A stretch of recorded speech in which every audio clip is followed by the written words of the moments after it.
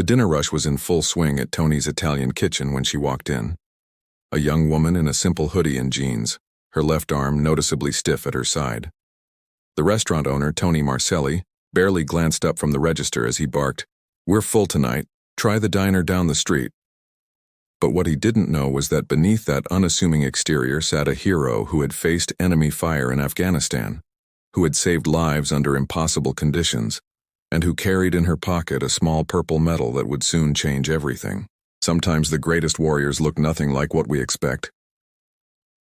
The September evening air carried the first hint of autumn as Sarah Martinez pushed through the glass door of Tony's Italian kitchen.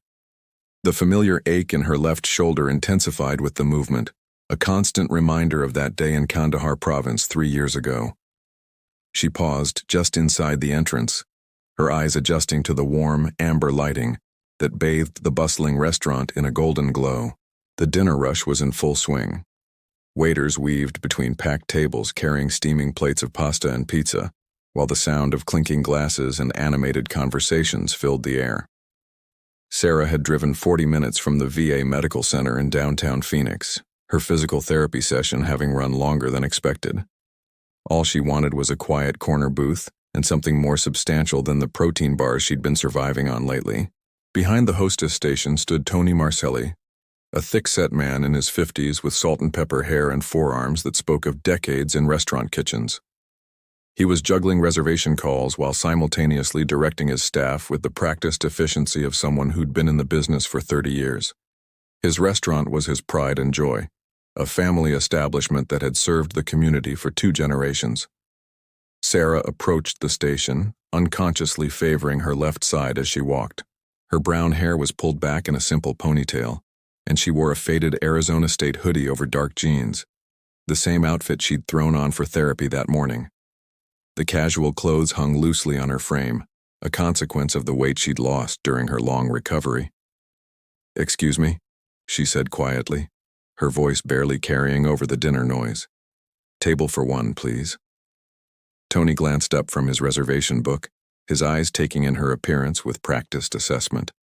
Young, maybe mid-20s, dressed like a college student. On a busy Friday night, every table was precious real estate, and single diners who might linger over a single appetizer weren't his preference.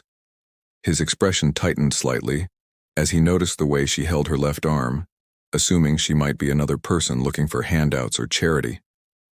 "We're completely booked tonight," he said curtly, not bothering to check his availability chart. "Try the diner down on Central Avenue. They've got counter seating." His tone carried the dismissive edge of someone who had already made his judgment and found her wanting. Sarah's stomach clenched, and not from hunger. She'd grown accustomed to many things since returning to civilian life. The nightmares, the phantom pain, the way crowds sometimes made her hypervigilant. But the casual dismissal still stung, especially when she could clearly see empty tables scattered throughout the dining room. "I can wait," she offered softly, maintaining her composure despite the heat rising in her cheeks. "I don't mind sitting at the bar." Tony's jaw tightened. The last thing he needed was someone camping out at his bar during prime hours. He'd worked too hard building this place to let it become a hangout for drifters or kids who couldn't afford a proper meal. "Look, miss, I told you we're full. There's nothing available tonight." The rejection hit Sarah like a physical blow. She'd faced enemy fire, had carried wounded soldiers to safety under sniper attacks, had earned commendations for courage under fire. Yet here she stood, being turned away from a restaurant because of how she looked. The irony wasn't lost on her. She'd fought for the freedom of people like Tony to run their businesses, only to be judged unworthy of basic service. Other patrons had begun to notice the exchange. An elderly couple at a nearby table exchanged uncomfortable glances, while a family with teenagers shifted uneasily in their booth. The casual cruelty of the moment was becoming a public spectacle, and Sarah felt the familiar tightness in her chest that preceded her anxiety attacks. She thought about the Purple Heart medal tucked safely in her wallet, the small piece of metal that represented the worst and best day of her life. The day she'd saved 3 soldiers' lives while taking shrapnel that would end her military career. The medal she rarely mentioned, never displayed because real heroes didn't need recognition. But standing there facing Tony's obvious disdain, she wondered if maybe this was one of those times when silence wasn't the answer. Tony had already turned his attention back to his reservation book, clearly considering the matter closed. In his mind, he'd done nothing wrong. Running a successful restaurant meant making tough decisions, and sometimes that meant being selective about clientele. He had a reputation to maintain, bills to pay, and employees depending on him. One scruffy college kid wasn't worth the hassle. But Sarah remained standing there, her decision crystallizing with each passing second. She'd spent 3 years learning to navigate a world that didn't understand what she'd sacrificed, a world where her service was invisible beneath her civilian clothes. Tonight, for the first time since her discharge, she was going to make it visible. Sarah's hand moved slowly to her back pocket, her fingers finding the worn leather wallet she'd carried through 2 deployments. The simple action felt monumentous, like crossing a line she'd drawn for herself years ago. She'd always believed that true service needed no recognition, that her sacrifices were their own reward. But standing in Tony's restaurant, facing his contempt, she realized that sometimes silence enabled ignorance. "Maybe this will change your mind," she said quietly, her voice steady despite the emotion building in her chest. She opened her wallet and withdrew a small rectangular case made of deep blue velvet. The case was slightly worn at the edges from being carried in her gear bag through the mountains of Afghanistan. Tony glanced up impatiently, expecting to see a credit card or perhaps a business card from some local charity. Instead, his eyes fell on the distinctive blue case that every American should recognize. His expression shifted from irritation to confusion as Sarah gently opened it, revealing the purple ribbon and gold heart-shaped metal nestled inside. The purple heart gleamed under the restaurant's warm lighting, its surface bearing the profile of George Washington and the inscription, "For Military Merit." Below the heart hung a small bronze star, indicating that Sarah had been wounded in combat while serving her country. The metal seemed to command the attention of everyone within view, its significance rippling outward like stones dropped in still water. A hush fell over the immediate area as other diners noticed what Sarah held. An older man at the bar, wearing a Vietnam veteran's cap, slowly stood up. A middle-aged woman in a business suit stopped mid-conversation with her colleague. Even the waitstaff paused in their duties, recognizing the gravity of the moment. Tony's face went through a rapid succession of changes, confusion melting into recognition, recognition giving way to shock, and shock transforming into something approaching horror as he realized what he'd done. He'd just refused service to a combat veteran, a wounded warrior who had quite literally bled for his freedom to run his restaurant. You served?" he stammered, his earlier confidence completely evaporated. The Purple Heart wasn't awarded lightly. It was reserved for those who had been wounded or killed in action against an enemy force. The young woman he'd dismissed as unworthy had faced enemy fire, had suffered wounds in service to her country. Sarah nodded, her throat tight with emotion she rarely allowed herself to feel. "Staff Sergeant Sarah Martinez, 68W Combat Medic, 2nd Battalion, 87th Infantry Regiment, 2 tours in Afghanistan." Her voice carried the quiet authority of someone who had held lives in her hands under the worst possible conditions. The restaurant had grown noticeably quieter, conversations dying away as word spread through the dining room. Phones began appearing as people tried to capture the moment, but something in Sarah's demeanor discouraged intrusion. This wasn't a publicity stunt or a social media moment. It was a reckoning. Tony stepped out from behind the hostess station, his hands shaking slightly. He'd grown up hearing his grandfather's stories about World War II, about the respect owed to those who served. His own father had been a Navy man during Vietnam, though he'd never talked much about his service. Tony had been raised to honor veterans, to understand that freedom came with a price paid by others. I didn't know," he said, his voice barely above a whisper. "I'm sorry, I had no idea." Sarah looked at him with eyes that had seen too much for someone her age. "How could you know?" she asked, not unkindly. "I look like any other 26-year-old. That's the point. We don't all come home looking like movie soldiers. Some of us come home looking broken or different or just normal. The Vietnam veteran from the bar had approached, his weathered face showing deep emotion. "Ma'am," he said, extending his hand. "Tom Bradley, 1st Cavalry Division, 68 to 70. It's an honor." His handshake was firm, his eyes conveying understanding that transcended generations. Other veterans in the restaurant began to identify themselves. A young man barely out of his teens mentioned serving in Iraq. No, an older woman spoke quietly about her Navy service during Desert Storm. It was as if Sarah's simple act of identification had given others permission to acknowledge their own service. Tony watched this impromptu gathering of veterans with growing understanding. These people had been in his restaurant countless times and he'd never known what they'd sacrificed. They'd blended into civilian life so completely that their service had become invisible, taken for granted. Sarah carefully closed the metal case and returned it to her wallet. The weight of everyone's attention felt heavier than her combat gear had in Kandahar. She'd never wanted to be a symbol or a spokesperson, just a soldier doing her job.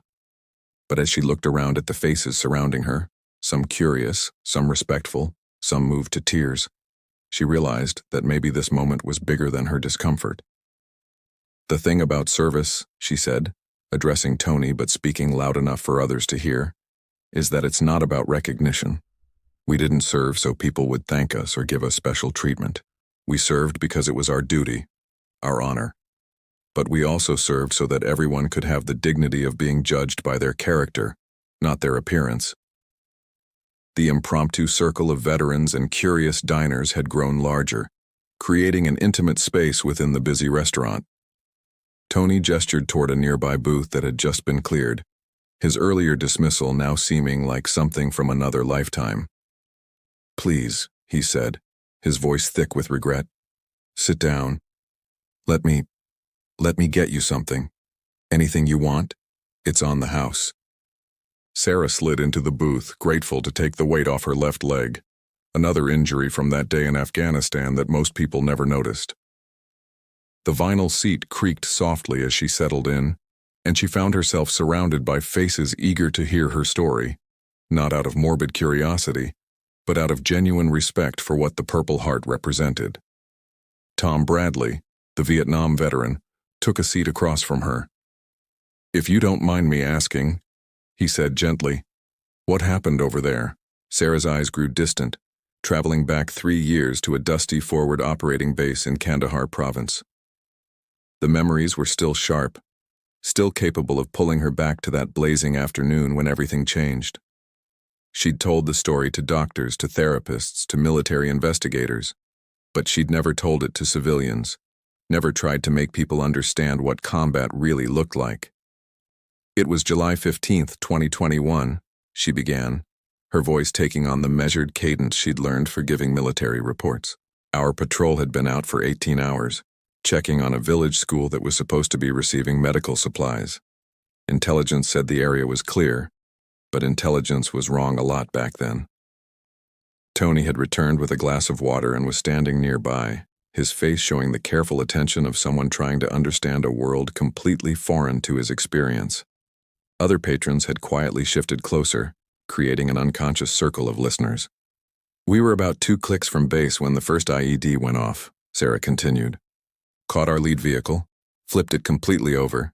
3 soldiers trapped inside, one of them unconscious, bleeding from a head wound. The other 2 had compound fractures, possible internal injuries. And then the small arms fire started." She paused to sip her water, her hand steady despite the memories flooding back. "The thing about being a combat medic is that when people are wounded, nothing else matters. Not your own safety, not the enemy fire, nothing. You have a job to do, and you do it." The restaurant had grown remarkably quiet. Even the kitchen staff had emerged to listen, their usual dinner rush forgotten in favor of this unexpected moment of truth. Sarah could see some people wiping their eyes, others leaning forward with rapt attention. The Taliban had us pinned down from an elevated position, probably 15 or 20 fighters. Our return fire was keeping them busy, but I had to get to those soldiers. The vehicle was about 30 meters away, completely exposed. My squad leader ordered me to wait for air support, but the head injury soldier was going into shock. I could see it from where we were taking cover. Tom nodded grimly. He understood the impossible choices combat presented, the split-second decisions that defined who lived and who died. So you went anyway. I went anyway, Sarah confirmed. Grabbed my aid bag and ran. Made it to the vehicle just as an RPG hit about 10 meters away. Shrapnel caught me in the shoulder and leg, but I was still functional. The unconscious soldier, his name was Private First Class David Chen, 19 years old from Sacramento. He was dying. Brain bleed, probably. I had maybe minutes to stabilize him. She rolled her left shoulder unconsciously, the rebuilt joint still protesting after all this time. I worked on all three of them for 45 minutes while my squad kept the Taliban busy. Chen needed immediate surgery that I couldn't provide, but I could keep him breathing. The other two, Sergeant Williams and Specialist Torres, they had lost a lot of blood. I used every compress, every bandage, every trick I'd learned in 3 years of treating combat wounds. A young waitress had tears streaming down her face. Tony's expression showed a man grappling with the realization that he'd nearly turned away someone who had risked everything for strangers. The disconnect between Sarah's quiet demeanor and the intensity of her story was profound. The helicopter finally arrived, Sarah continued. But the landing zone was still too hot. The Taliban weren't giving up, so I had to move all 3 soldiers, one at a time, to a safer extraction point about 100 meters away. That's when I took the worst hit. More shrapnel to the shoulder, and this time it did permanent damage. She gestured to her left arm, which hung slightly differently than her right. Severed some nerves, damaged the joint beyond complete repair, but I got all 3 soldiers to that helicopter. Chen made it to surgery with about 5 minutes to spare. Williams and Torres both recovered fully. They are all alive today because someone decided that their lives were worth more than my comfort or safety. The silence that followed was profound. These weren't the sanitized war stories from movies or television. This was the raw reality of what military service sometimes demanded. Ordinary people making extraordinary sacrifices for others, often at tremendous personal cost. Sarah looked around the circle of faces, seeing understanding dawning in their expressions. "That's what this medal represents," she said softly, touching her wallet where the Purple Heart rested. "Not my pain, not my sacrifice. It represents the idea that some things are worth bleeding for. That freedom, that protecting others, that duty. These things matter more than our own comfort." Tony Markelli stood frozen in the wake of Sarah's story, his mind reeling as he tried to process what he'd just heard. This young woman, whom he'd judged so harshly just minutes ago, had displayed the kind of courage he'd only read about in history books. She'd literally carried wounded soldiers to safety while under enemy fire, sacrificing her own body to save lives. And he'd refused her a table because she looked too young, too casual, too unworthy of his restaurant. The shame hit him like a physical blow. His grandfather, who'd survived the Battle of the Bulge, had always told him stories about unsung heroes, soldiers who looked like ordinary people but had done extraordinary things. His father's Navy service during Vietnam had been marked by similar quiet heroism. How had Tony forgotten these lessons so completely? "Miss Martinez," he said, his voice cracking slightly, "I owe you more than an apology. I owe you my respect, my gratitude, and my deepest regret for how I treated you." He turned to address his entire restaurant, his voice carrying clearly through the now silent dining room. "Ladies and gentlemen, we have a genuine American hero with us tonight."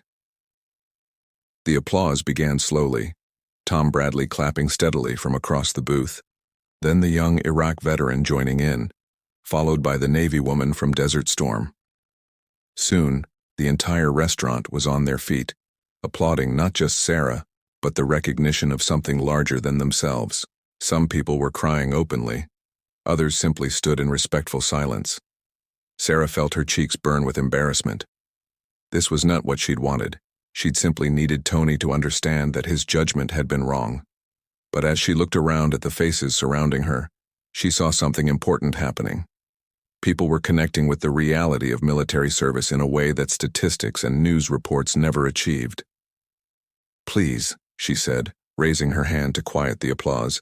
"Please don't do this for me, I'm just one soldier.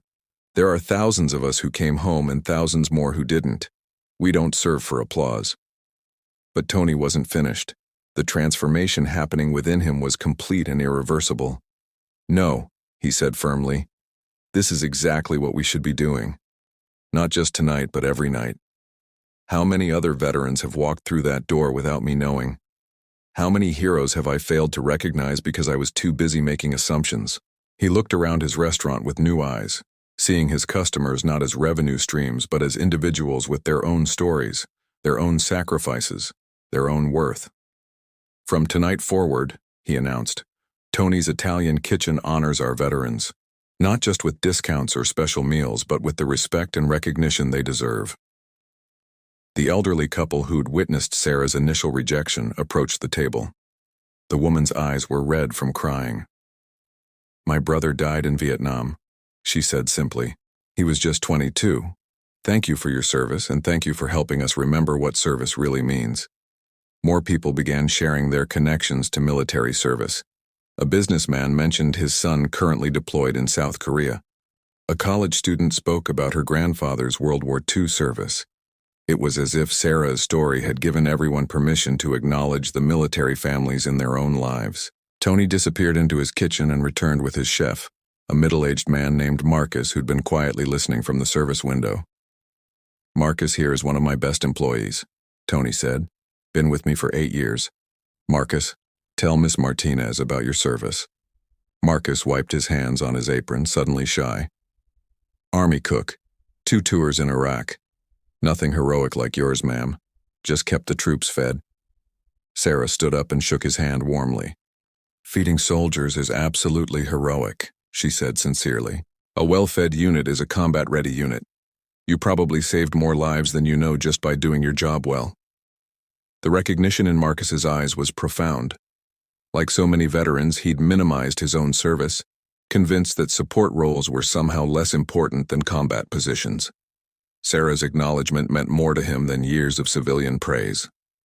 Tony watched these interactions with growing understanding. His restaurant had always been about bringing people together over food, but tonight it was becoming something more.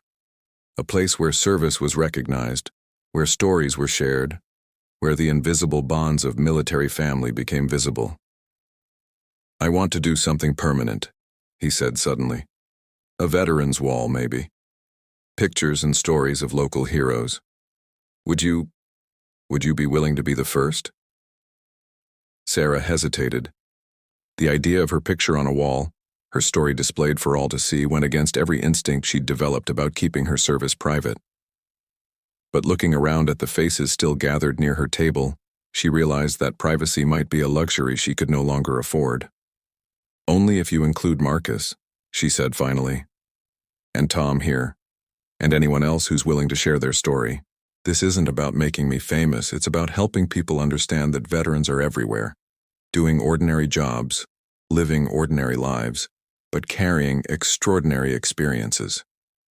The agreement sent another wave of applause through the restaurant. Tony was already envisioning the changes he would make, not just the veterans wall, but training for his staff, partnerships with local veteran organizations, ways to identify and honor the heroes who walked through his doors every day. Sarah settled back into her booth, finally ready to order the meal she'd originally come for. But the simple act of eating dinner had become something much larger, a moment of education, recognition, and community building that would ripple outward far beyond this single evening. 3 months later, Tony's Italian Kitchen had become something entirely different from the restaurant Sarah first entered that September evening.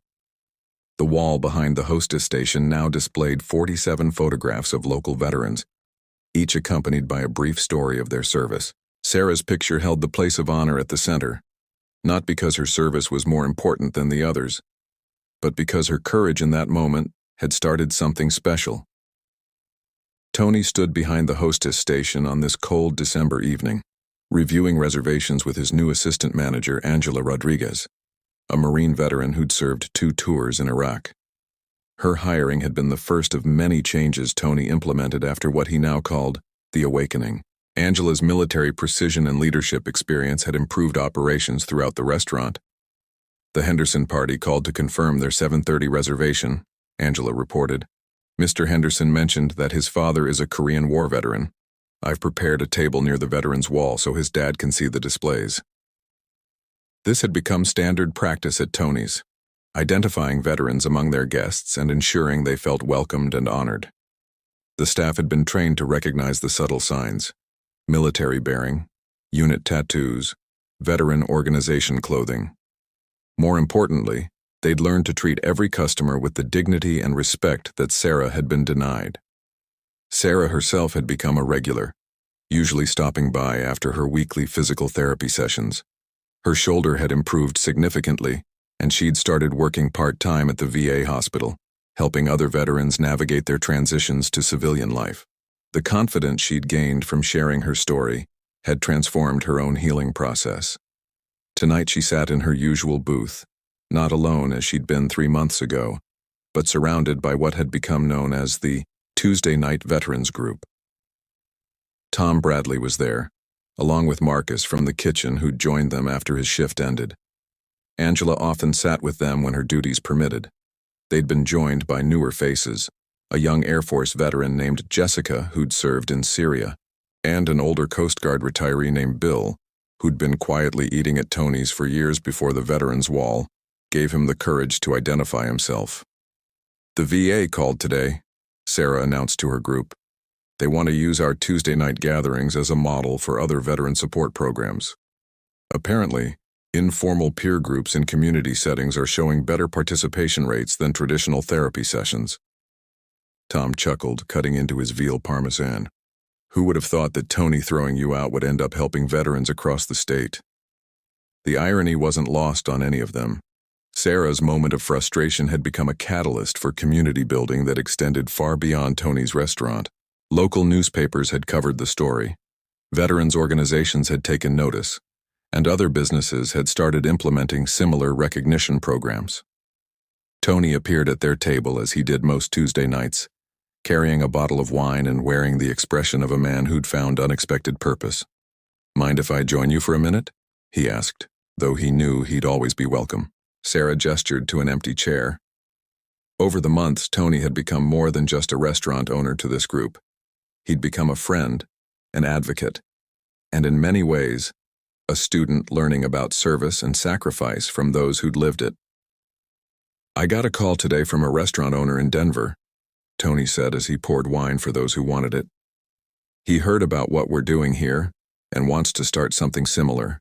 That makes 12 restaurants in 6 states that have contacted me about the Veterans Wall concept."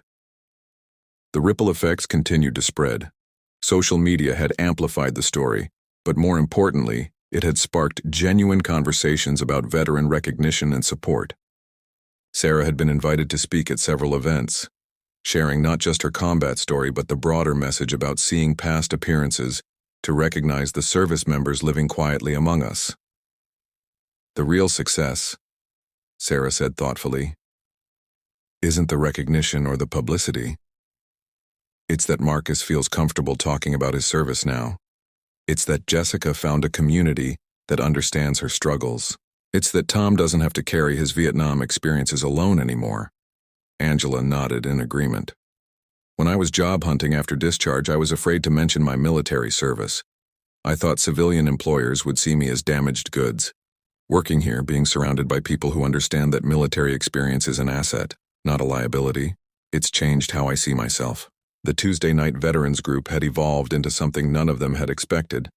They shared not just war stories but job hunting advice, family struggles, financial planning tips, and the 1,000 small challenges of translating military experience into civilian success.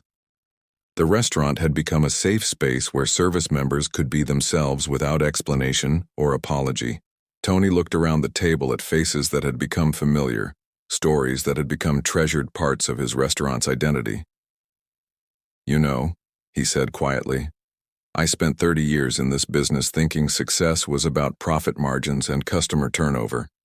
I never understood that the real success was about creating a place where people feel valued, where their contributions matter, where their sacrifices are recognized." Sarah smiled. remembering the angry, dismissive man who'd turned her away in September. The transformation had been complete and genuine. Tony hadn't just changed his policies, he'd changed his understanding of what it meant to serve others, whether in a restaurant or on a battlefield.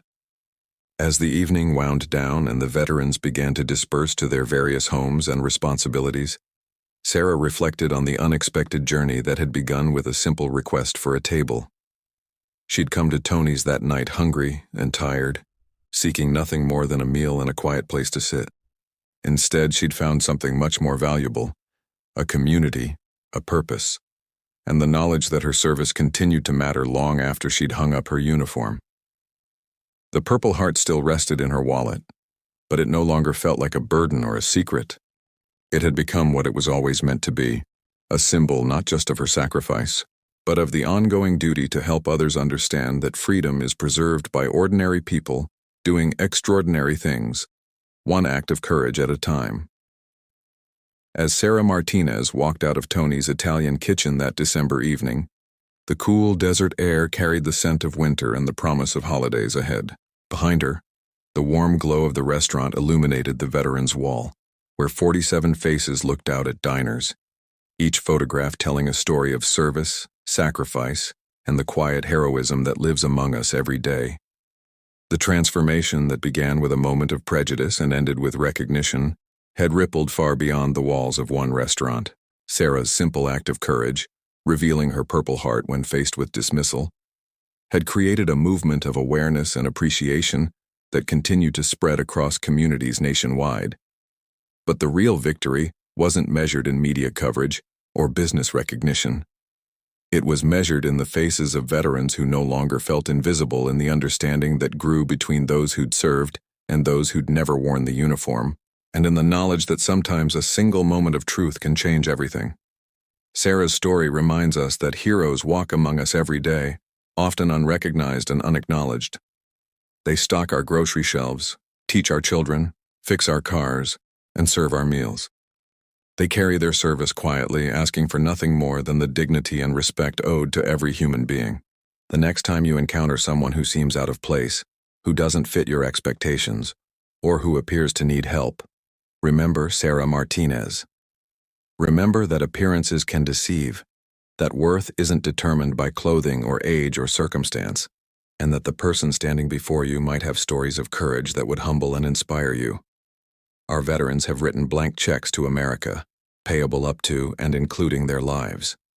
The least we can do is recognize their service, honor their sacrifice, and ensure that no hero is ever turned away, simply because they do not look like what we expect courage to look like. If this story moved you, if it opened your eyes to the veterans in your own community, then please subscribe for more stories of everyday heroes. Share this video with someone who needs to hear about real courage, real service, and real sacrifice. And the next time you see a veteran, whether they're wearing a uniform or a Purple Heart or simply carrying the invisible scars of service, take a moment to say thank you.